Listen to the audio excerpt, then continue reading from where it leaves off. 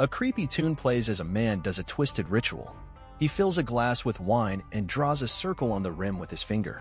He covers the glass with a cloth and breaks it with his cane, making a heap of sharp pieces. He puts the broken glass in slippers and wears them on his bare feet, feeling no pain. He walks with his cane into a big and empty mansion. 60s pop music introduces Stephen Grant, a young and restless man. He wakes up and uncuffs his ankle. He leaves his bed, which has sand around it. He calls his mother and feeds his one-fin fish Gus. He avoids a broom cellar and takes a bus to the British Museum in London, where he sells souvenirs. He loves ancient Egypt and tells a girl how mummies were made. His boss Donna interrupts him and calls him Stevie. He says his name is Stephen. She criticizes him for talking trivia instead of selling. A coworker asks Stephen if they have steak at 7 o'clock tomorrow. He forgets and thinks she likes him. She laughs and leaves as Donna mocks him for being vegan. He argues, but she doesn't listen. Later, Donna berates Stephen for being late and gives him inventory. He points out some errors in the products, like a picture of the Ennead, the 9 Egyptian gods, with only 7. Donna laughs at the error and insults Stephen more before letting him go. He says bye to a guard, who calls him Scotty. He says, "It's Stephen with AV."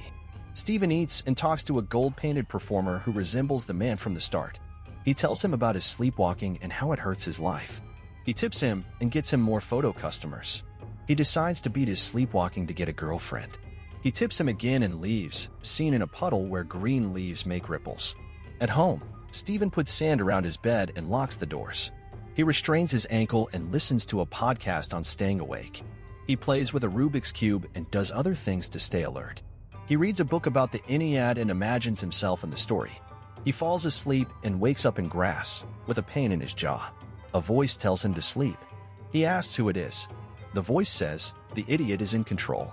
Stephen takes out a gold scarab and sees someone with a staff behind him. He turns and sees he is at a castle, and the guards shoot at him. The voice says to run. Stephen runs as the bullets miss him. Stephen reaches a town area where Harrow, a red-robed leader, is cheered by the crowd. They follow him to the square, where he compliments the day and the people. He says their goal is to make heaven on earth, and asks for volunteers to give their souls for judgment to serve our goddess before she wakes.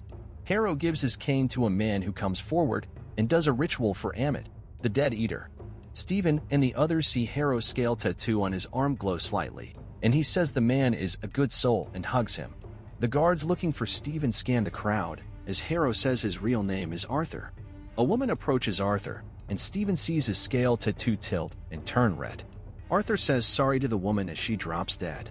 Her body is taken by some people. The guards tell Arthur that they were attacked during the exchange, and 2 of them died.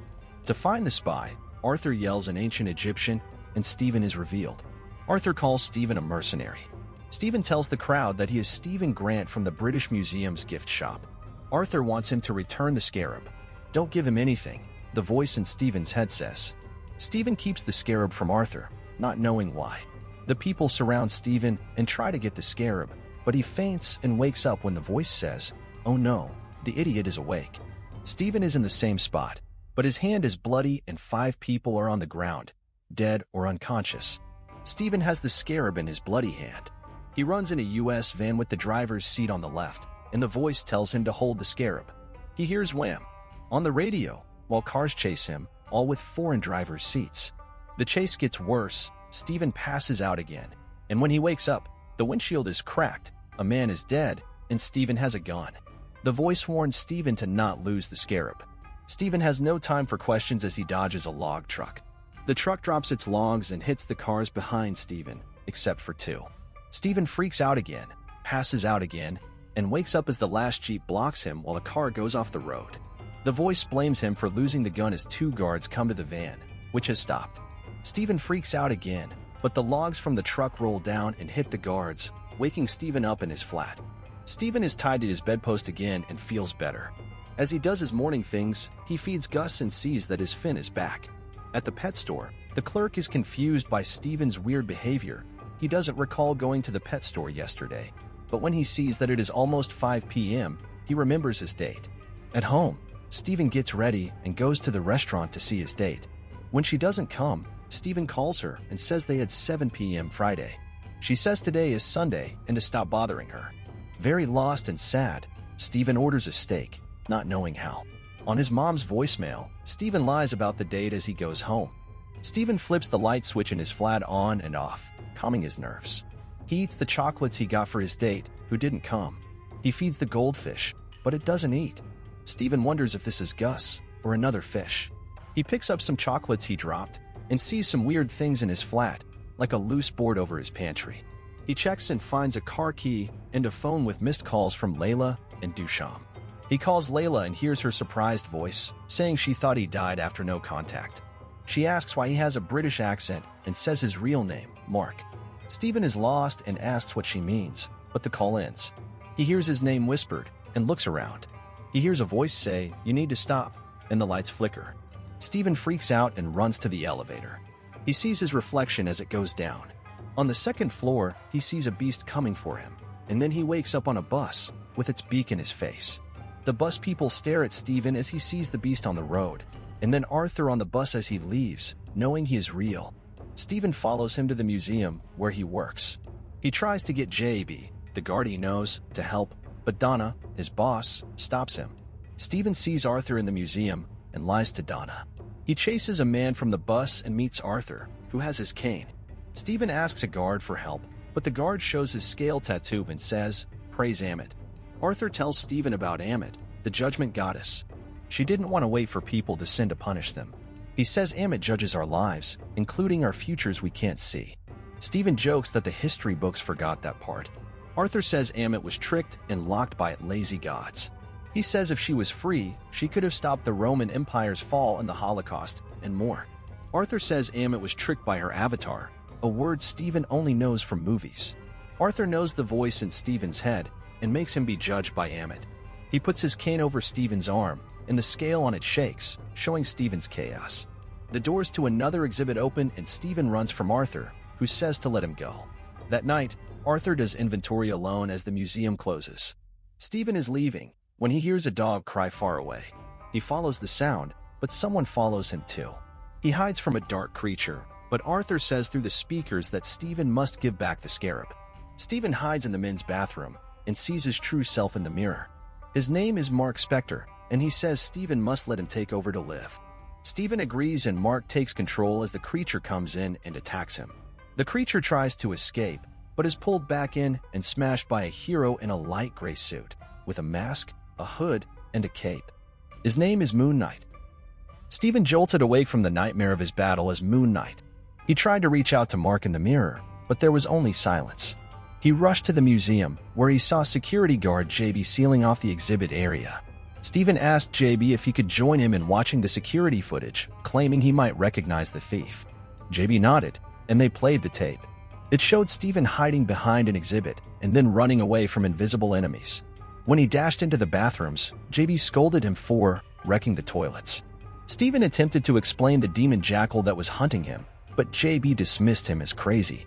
Stephen then saw the surveillance video of Mark walking out in Stephen's body.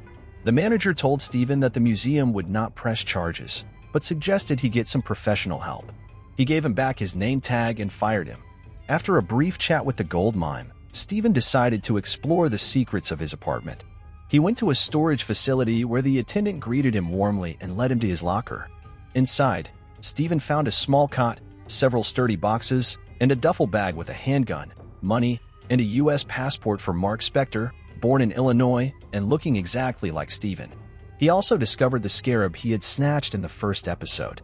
It opened and started to float over his hand, pointing in a certain direction. As Stephen talked to himself to make sense of it all, Mark called to him.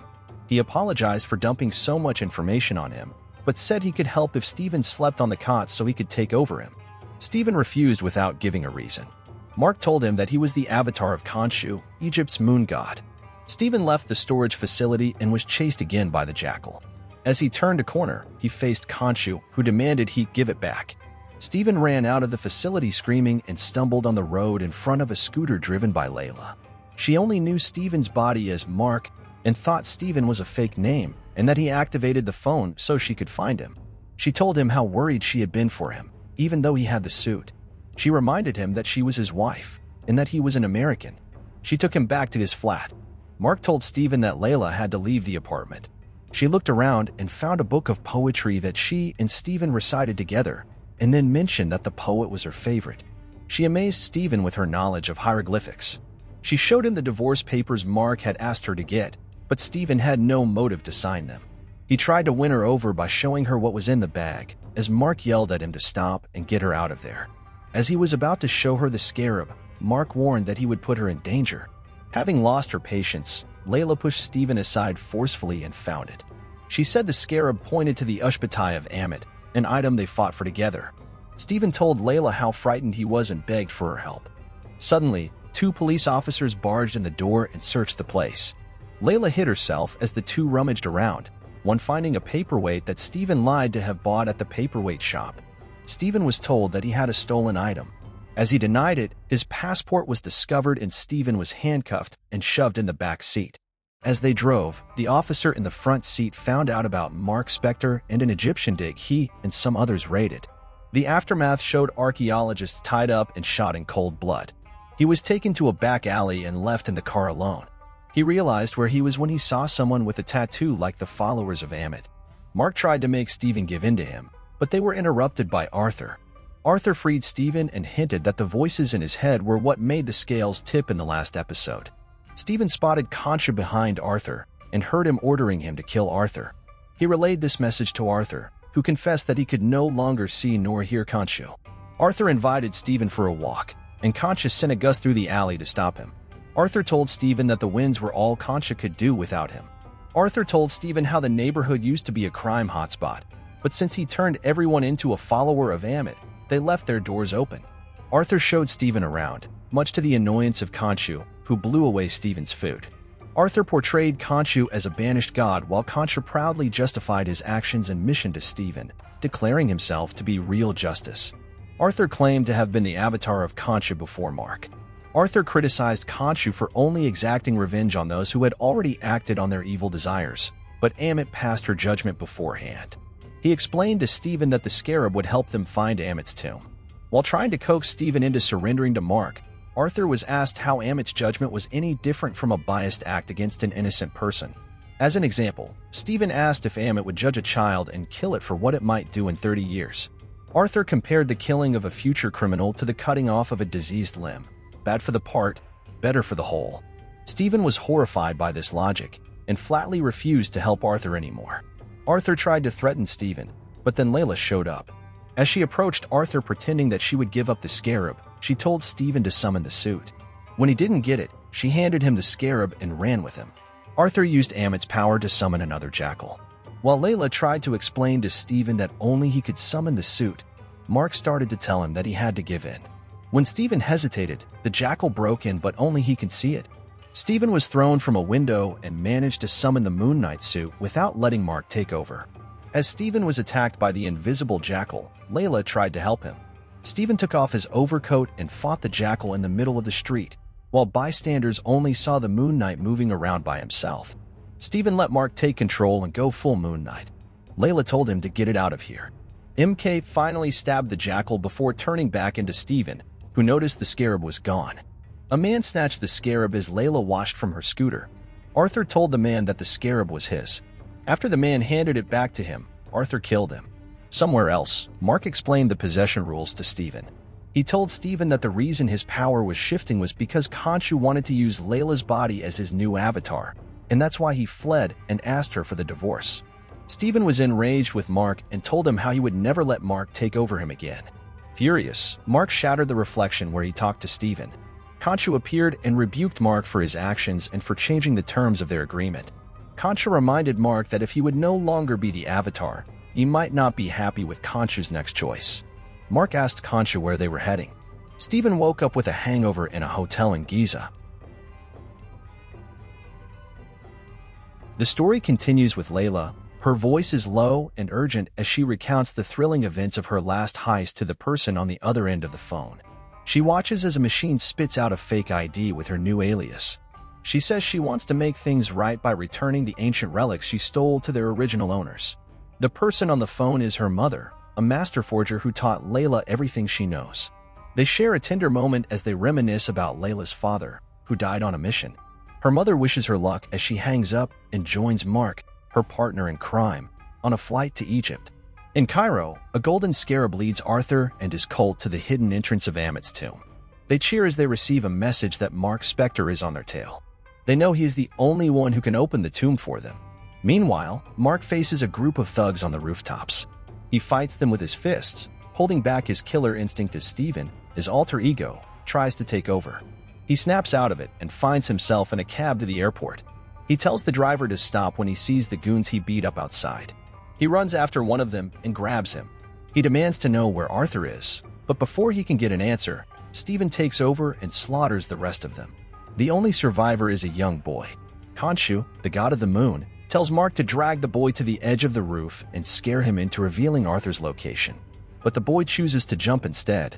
Mark and Steven argue about the bloodshed, which Steven blames on Khonshu. Mark talks to Khonshu, who decides to call for backup by creating a sudden solar eclipse. Arthur recognizes the sign and tells his followers to dig faster. He says he is about to face the gods. Mark runs without direction as Khonshu tells him that the gods are gathering their champions. A portal opens for Mark in the shape of a secret stone tunnel. Khonshu assures Mark he will be with him. A reflection of Steven mocks their arrival inside the Pyramid of Giza. Mark is welcomed by Yatzil, the avatar of Hathor, the goddess of love. Other avatars appear as Mark walks towards them. The meeting begins to hear the testimony of Khonshu, who takes over Mark's body to ask the gods for their help. Khonshu is reminded that the avatars are only here to watch, not to interfere in human affairs. Khonshu accuses Arthur Harrow of plotting to unleash Ammit, the devourer of souls. Arthur Harrow is summoned to the meeting and charms Khonshu and the other avatars with a tale of exploring the site for fun. Arthur then accuses Khonshu of trapping him into serving him and searching for Ammit's tomb for his own paranoid reasons, calling him a disgraced god. Arthur says that Khonshu is unstable and his servant is sick. When asked to explain, Arthur shows the illusion of Mark Spector and Steven Grant as a sign of madness. Khonshu tries to silence him and even attacks him, but he is stopped from using violence in the chamber. Arthur calls Mark a broken man who is being exploited by Khonshu in the same way he was when he was Khonshu's avatar. He begs the gods to act now before it's too late. Mark is called to speak to the council and is asked if he is unwell. Mark admits to being unwell and needing help, but says that it doesn't change the fact that Arthur is a threat. Mark is told that Arthur has done nothing wrong in the eyes of the council, and the case is closed. As Arthur walks away, Yatzil watches as Mark wonders what to do. She tells him that there is another way for him to help. Yatzil reveals to Mark the secret of the Medjay named Sinfu, who was the only one who knew the location of Ammit's tomb. She says that if Mark can find Sinfu's sarcophagus, he can find Ammit. But the sarcophagus was sold on the black market, so Mark has to start from the bottom. He asks a juice vendor on the streets of Cairo about Sinfu's sarcophagus, but the vendor backs away nervously as Layla sneaks up behind Mark. Mark tells her she shouldn't be here, as Khonshu watches them from the shadows. Mark and Layla board a boat and talk about their mission. Layla says she just wants to stop Harrow from unleashing Ammit. Mark says he's sorry for everything and asks her about Mogart, the shady Antiquities dealer they are going to see. They remember their wedding day, and Layla asks Mark about his other personality, Steven. She says they could have worked on it together if he had trusted her. Mark says it might be too late for that as they reach the dock. Mark leaves his bags under the dock and spots a raft following them. Layla thinks it might be Harrow's men. They go over their cover story. Layla meets her contact Beck, who takes them to Mogart. They see Mogart practicing his fighting skills on a horse. Mogart gets off the horse and welcomes Layla, who introduces Mark as her husband, Rufino. He asks what they want from the artifact, and Mark says he just wants to see it. As they look at the sarcophagus, Mark talks to Steven through a reflection. Steven tells Mark to touch some parts of the sarcophagus, but he is caught by Beck and Mogart, who point their guns at him. Beck tells Mogart that there is someone else who wants the sarcophagus. It is Harrow, who offers to share the treasure of Ammit with Mogart and everyone else if they give him the sarcophagus. Layla and Mark try to protest, but Harrow scolds them. He says they don't know what they are messing with. The jewels on his cane start to glow as he walks towards the sarcophagus. Khonshu tells Mark to summon the suit and fight them. Harrow says he will show Mogart the power of Ammit, and Mogart agrees. Harrow raises his staff and says a spell, and the sarcophagus explodes. He walks away from the blast, and Moon Knight shows up. Beck drags Mogart away from the fire as Moon Knight and Layla fight the guards. Layla tries to salvage what's left of the sarcophagus, but Beck attacks her. Steven takes over the suit and gets stabbed by 2 spears. Layla fights back and kills Beck. Mark regains control of the suit and battles the rest of the guards until Mogart comes back with a lance. Mogart charges at them, but Moon Knight grabs Layla and throws a spear at Mogart's back. They escape. Layla questions Mark about what Arthur said to her, that she deserves to know the truth about Mark. She says she feels like she doesn't know him at all, and Mark admits that she doesn't. A spy of Harrow sees Mark and Layla driving to a site in the desert. Mark and Layla try to put together the pieces of cloth they found in the sarcophagus. Mark tears off the rearview mirror of the Hummer to call Stephen. Stephen takes out some tape as Layla comes closer to him. He notices her and tells her how the Egyptians were the pioneers of navigation. He shows her the star map he made with the tape. He says that the constellation only shows where it was when the tomb was sealed. The stars change over time, so they need to know where it was back then. Khonshu suddenly speaks to Stephen and says he remembers that night. Stephen follows Khonshu with Layla behind him. Khonshu says they can turn back the stars to their original position, but he warns Stephen that this will be his last act of defiance against the gods, who vowed to turn him into stone. He asks Stephen to make Mark free him when he is trapped. Stephen summons the suit and copies Khonshu's movements to reverse the stars. As he does, Layla finds the location on her tablet. The other gods' avatars start to transform Khonshu into a stone statue. Stephen/Mark collapses on the ground. Harrow comes to see Khonshu in his stone form and tells him that he loved inflicting pain for him, and that's why he found solace in the power of healing. He tells Khonshu that his suffering made him stronger and that he will dedicate his victory to him. The story continues deep in the heart of the ancient temple, as we see the stone statue of Khonshu awaits its chosen one. Layla shakes Stephen's lifeless body, hoping for a sign of movement.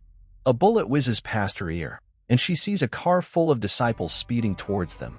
She grabs Stephen and rolls down a sandy slope, dodging more shots. She reaches a wrecked car and hides behind it, clutching Stephen's chest. The disciples get out of their car and spot Stephen's body. Layla lights a flare and throws it to the other side, creating a diversion. The disciples follow the light, and Layla seizes the opportunity.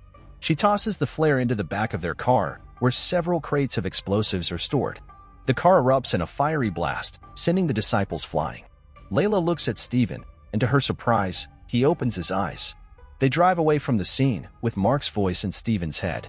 He begs Stephen to give him back his body, but Stephen refuses. He tells Layla that they had a deal. He would let Mark use his body to host Khonshu, the god of the moon, and in return, he would get it back for good when Mark was done. Mark warns Stephen that he is putting himself and Layla in danger, but Stephen doesn't listen. He stops at a tent to get some supplies, and Mark reminds him that it's his body, not Stephen's, with or without Khonshu. Layla packs some gear, and the camera reveals a bloody knife and a dead guard behind her. She puts some clothes on Stephen and leans in to kiss him. Stephen pushes her away and tells her the truth. Mark wanted to protect her from becoming the avatar of Khonshu, the one who would free him from his statue. Layla is furious and says that it was her choice, not Mark's. She finishes dressing Stephen, and they kiss. She says that she will go first, but as she lowers him down the rope, Stephen gets hit by a heavy counterweight. He falls down to the temple floor, landing on a pile of bones. He looks around and gasps at the sight of the ancient wonders. Layla tells him that this was her father's life work, to find the temple of Khonshu. He died trying to uncover its secrets. Stephen tells her that her father would be proud of her. They explore the temple and see bullet shells on the ground. Stephen deduces the shape of the chamber and draws the Eye of Horus on the sand. He says that it represents the 5 senses and the 6th one, the mind. Layla says that the avatar would be the tongue, the voice of Khonshu. They follow that path, hoping to find the chamber. They enter a room where a trail of blood leads them to a platform. Stephen sees an exit, but then they hear gunshots from outside. Layla hides as a disciple is dragged into the room by a Heka priest, a follower of Khonshu who can perform dark magic. The priest cuts open the disciple and removes his organs, placing them in jars. Stephen watches in horror, while Layla stays silent near the platform. The priest senses Stephen's presence and attacks him with a knife. He tells Layla to run, and she does. Stephen fights back and manages to knock down some shelves on the priest. Layla reaches a chasm and climbs along the wall. She hears the priest breathing inside the wall, and he bursts out, grabbing her leg. She finds a flare and stabs him in the eye with it. She throws him into the abyss, and he screams. Layla pulls herself up and cries out. She sees Harrow, the leader of the disciples, standing on the other side of the chasm. Stephen enters another room and is confronted by Mark, who is angry with him for kissing Layla and revealing the truth to her. Stephen scans the hieroglyphics on the walls and realizes that they are in the tomb of Alexander the Great. Harrow talks to Layla, who accuses him of being arrogant and patronizing. He tells her that she has proven her father's theory, that the gods of Egypt are alive and among them. Harrow offers Layla a chance to read Stephen's scales, and she agrees to listen. Mark urges Stephen to open the sarcophagus of Alexander, and he does. Inside, there is a mummified corpse. Mark asks where the Ushabti is, the figurine that represents the soul of the deceased. Stephen guesses that it would be in the mouth. He pries open the jaw and reaches into where the tongue would have been. Harrow tells Layla that Mark knows the names of all the people who died the day her father was killed. Layla asks if he is implying that Mark was one of the killers. Harrow tells her to wake up and see the truth. Stephen pulls out the Ushabti as Layla walks in. Layla is furious with Mark and demands an explanation. She asks him point blank if he killed her father. He says no. She asks him if he was there. He says yes. She asks him how he died. He says that his partner betrayed him and shot everyone on sight, including Mark. He says that he was supposed to die that night, but he didn't. He says that he didn't know how to tell her. She realizes that he met her out of guilt. As Harrow and his men close in, Mark tells Layla to hide while he fights them. Layla runs and Mark grabs another item from the sarcophagus. Harrow and his men arrive, and he tells Mark that without Khonshu, he has no choice but to surrender. Mark refuses and attacks Harrow's men with his fists and the item he took from the sarcophagus. He manages to take down some of them, but Harrow shoots him twice with a pistol. Mark falls back into a pool of water, blood spreading around him.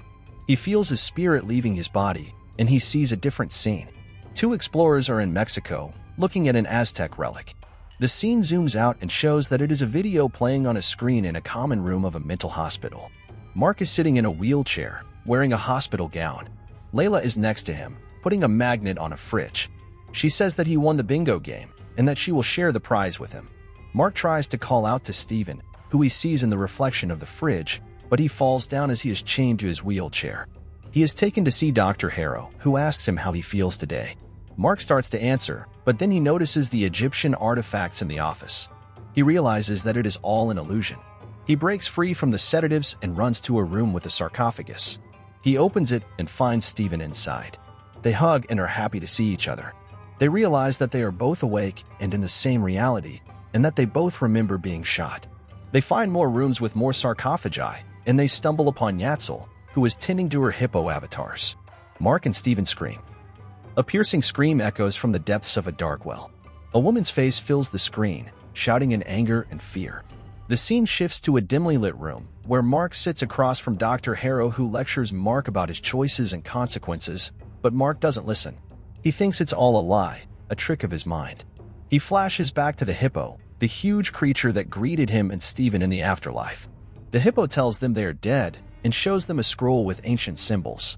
She introduces herself as Tyrant, the goddess of protection and rebirth. She explains that they are in Duat, one of many realms beyond death. She says that Duat is beyond human understanding, so they see it as something familiar. Mark wonders if they are insane, and if the afterlife is really a mental hospital. He tries to escape through a pair of doors, but ends up on a boat sailing to Aru, the paradise of the Egyptians. He realizes he is not crazy, and that Duat is real. He turns to Stephen for help. Stephen asks Tara what they have to do to reach Aru. She reaches into their chests and pulls out their hearts. She places them on a scale where they will be judged by their deeds. If their hearts are lighter than a feather, they can enter Aru. If not, they will be doomed to the frozen sands forever. Mark tries to reason with Stephen, but Tarit interrupts them. She points to the scale, which is shaking.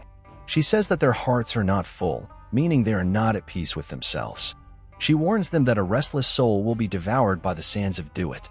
Stephen asks her what they can do, and she tells them to explore their memories on the boat. She says they have to face their truths and heal their wounds. They return to the asylum, where they walk along the corridor. They hear the boys scream again and follow it. They enter a room where they see a gruesome sight. Dead bodies are lying on the tables, blood staining the floor. Mark recognizes them as the people he killed in the name of Khonshu, the god of vengeance. He sees a young boy staring at them and feels a pang of guilt. Stephen asks him why he is in a room of his victims, and Mark tries to stop him from approaching the boy. Stephen ignores him and chases the boy. He follows him into another room and locks the door behind him. Mark pounds on the door as Steven sees a flashback of Mark's childhood. He sees Mark with his mother and younger brother having a barbecue. Mark asks his brother if he wants to go to the cave, and they run into the forest. It starts to rain, and the water level rises in the cave. Steven hears them crying for their mother as they are trapped in the cave. He tries to find them. He realizes he is too late. Outside the room, Mark tells himself that it's just a memory and sees another door opening. He walks into the next room, where he sees his family mourning his brother's death. They are sitting Shiva, a Jewish ritual of grief. Steven is there too, watching them. Mark's mother is inconsolable and blames Mark for his brother's death. She tells him to go away, that he is not welcome. Steven feels sorry for Mark and sees the pain in his eyes. Mark tries to reach out to Steven as they move to the next memory. Mark's birthday cake is untouched, the candles still burning. His mother is upstairs, locked in her room. She doesn't care about him or his brother's death. The scene changes to another birthday, where his mother is drunk and angry. She blames Mark for everything and tells him he is a curse. Mark runs to his room crying. Steven tries to follow him, but Mark pushes him away. They switch to another memory, where Mark is packing his bags. His father begs him to stay to give his mother a chance. Mark says his father is weak and that he can't live with them anymore. He leaves, and Steven follows. Mark slams the door in his face, and they are transported to another memory.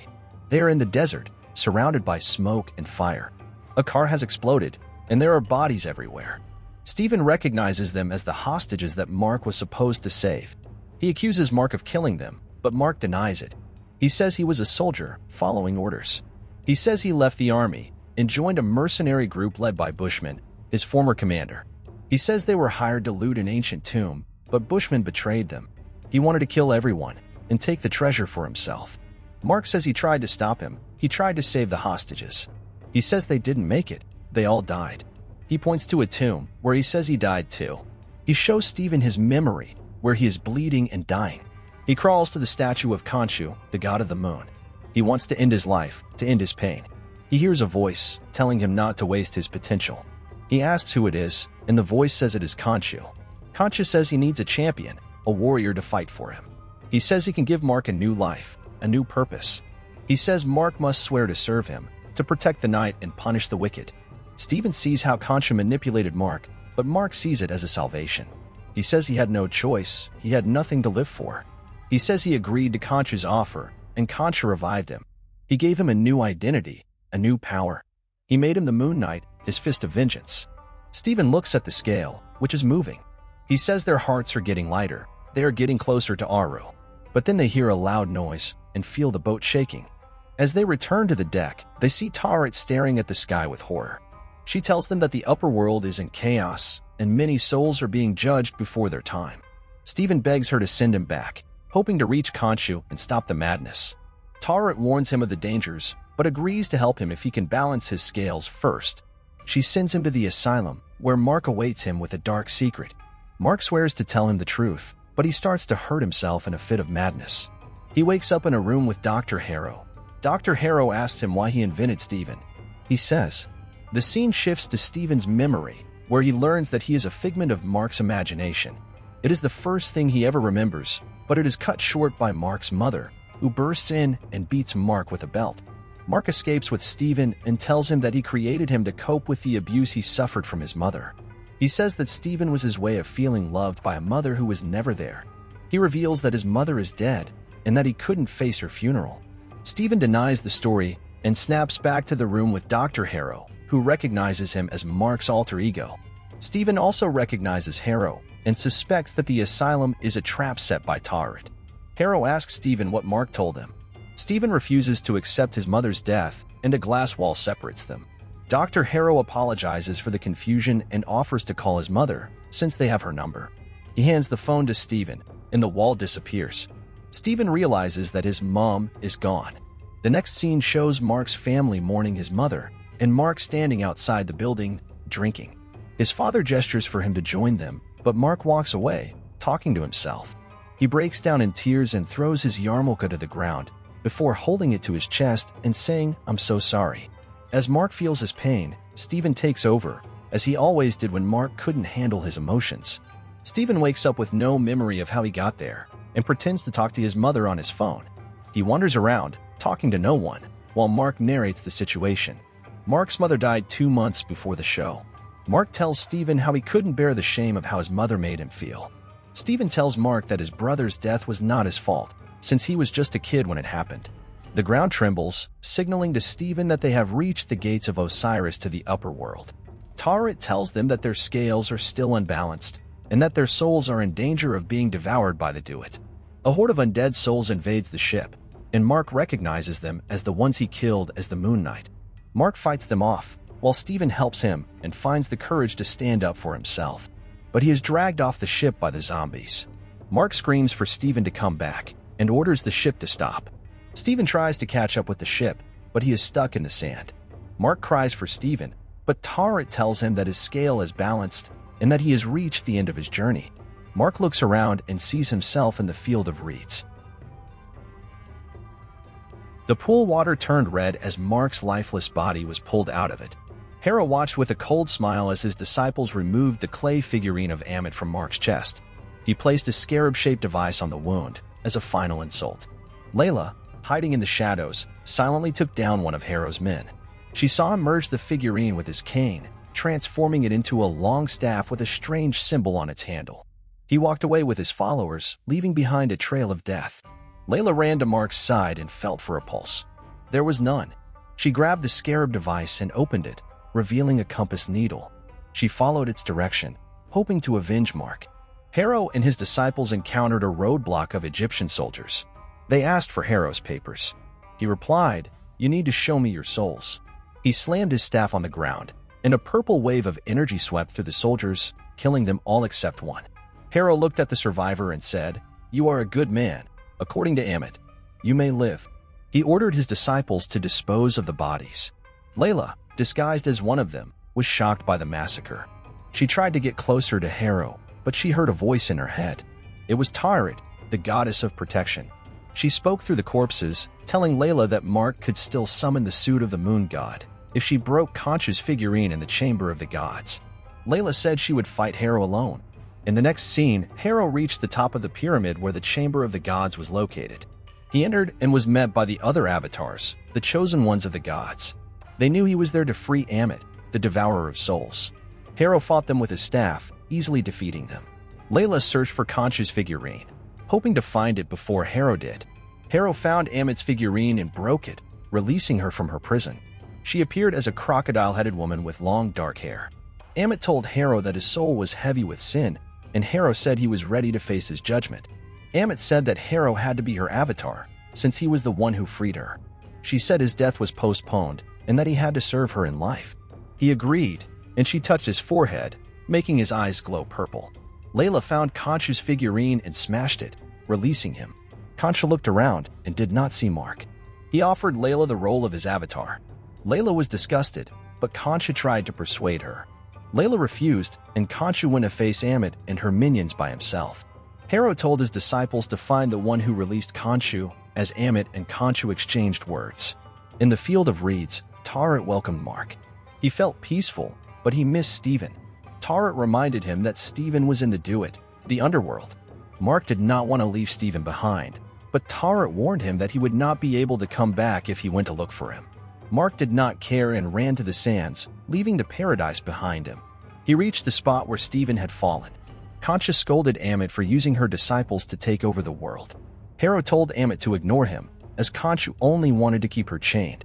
Mark saw Steven's frozen body and said he was sorry for leaving him, since Steven never left him. He told Steven that he was the only real superpower he ever had, the power to live a different life. As Mark turned to stone, the gates of Osiris opened, and he and Steven came back to life. The chamber of the gods was shaken by the clash of Khonshu and Ammit, the moon god and the soul eater. Tarot, the protector goddess, guided Mark and Steven through the gate of the afterlife, and Mark came back to life.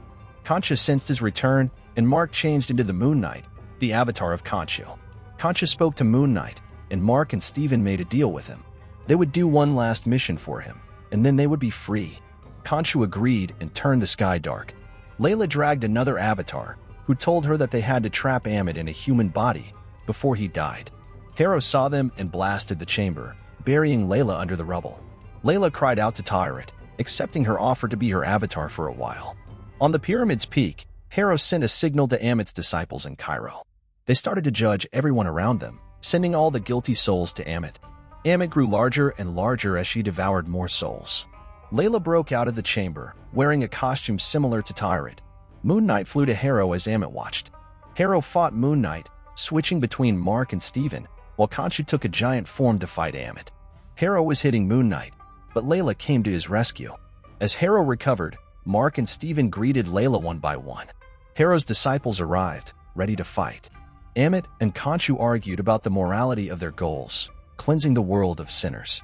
Khonshu said that the difference was that he waited until the sin was done, while Ammit acted on prejudice. Moon Knight and Layla battled Harrow and his men, changing suits to show different powers. Harrow attacked Layla and Moon Knight, distracting Layla by threatening a group of people hiding in a van. Layla saved them and was asked by one of them if she was an Egyptian superhero, which she confirmed. Harrow told Mark that, if Ammit ruled, his brother would have lived, because she would have killed Mark before he killed his brother. Mark saw Ammit knock down Khonshu as Harrow stabbed his staff into his chest. Mark blacked out and woke up holding Harrow's staff to his unconscious face. Mark asked Steven if he did that, and Steven said, "No way." Layla freed herself and asked Mark what happened. He said he blacked out and didn't remember. She said she knew how to stop Ammit and to bring Harrow. Mark carried Harrow to the chamber and put him on an altar. Layla said they could use the chamber to bind Ammit to Harrow's body. As Ammit realized what was happening, she begged Khonshu, who told her it was over. Ammit was tied to Harrow, who warned that she would never be stopped. Khonshu told Mark to kill her, and Mark got ready to kill Harrow. Layla reminded Mark that he had a choice, even if Khonshu wanted him to choose revenge. Mark told Khonshu that if he wanted Ammit dead, he should do it himself. Mark then demanded that Khonshu let us go. Khonshu did, and we went back to Mark and Steven with Dr. Harrow. As Dr. Harrow suggested they continue, Mark woke up in Steven's apartment, tied to the bedpost again. There were 2 goldfish now. Arthur was a prisoner at Sinkowich Psychiatric Hospital. He was in a wheelchair, drugged and helpless, unable to hold his own coffee cup. Arthur was kidnapped by a man in a black suit who spoke Spanish. Arthur saw corpses as he was pushed out to a limousine. Khonshu was waiting for him on the other side. He told him that he never let Mark go, because Mark never realized how twisted he was. Khonshu then introduced Arthur to Jake Lockley, Mark's third personality, the ruthless Avenger who took control in every blackout, the personality who always brought the body back to the apartment in London, the personality who bought the second goldfish. Everything that we saw in the show that had no explanation, it was Jake.